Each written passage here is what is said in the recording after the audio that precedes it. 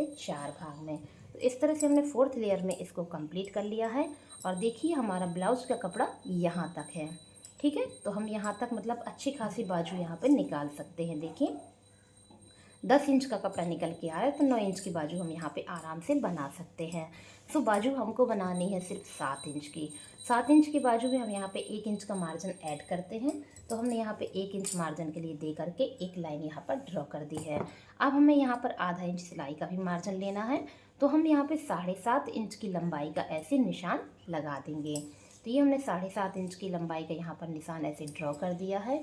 अब बारी आती है बाजू की गोलाई की। तो 7.5 के लिए हम यहाँ पे 3.5 का मार्क करेंगे, क्योंकि आधा इंच हमारा सिलाई में चला जाएगा, बचेगा सिर्फ 3 इंच का।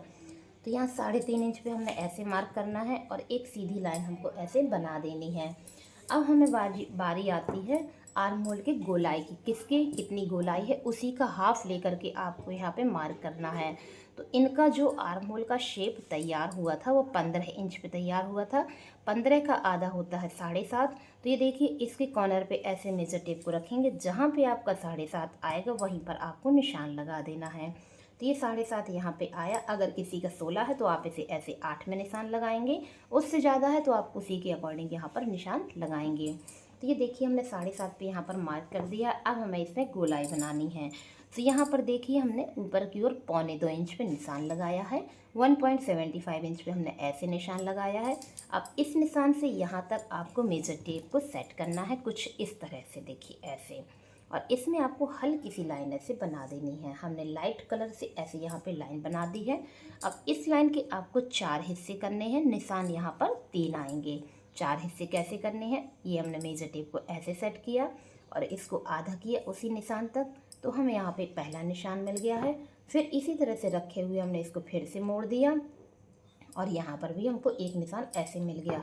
अब आप इस मेजर टेप को खोलिए नहीं, इसको इसी तरह से यहाँ पे खिसका दीजिए। तो देखिए कम समय में आपको चौथा निशान भी यहाँ पर मिल गया है।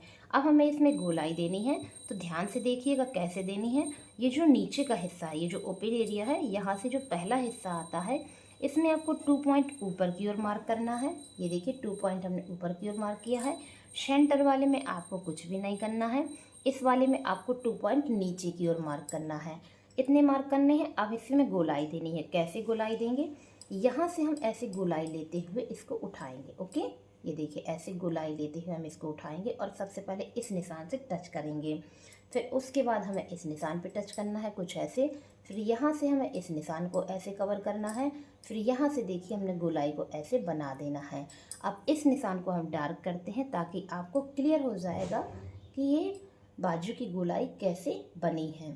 ये देखिए इस तरह से हमारे यहाँ पे बाजू की गोलाई एक बार में क्लियर बन जाएगी। आई होप आपको समझ में और पसंद दोनों आया होगा। अब हम यहाँ पे फ्रंट पार्ट की गोलाई बनाते हैं। तो ध्यान से देखिएगा कैसे बनानी है। ये जो हमारा मार्क था इससे आधा इंच ऊपर की ओर आपको यहाँ मार्क करना है, और ये जो हमारा मार्क था इससे 1 इंच ऊपर की ओर आपको यहाँ पे मार्क करना है।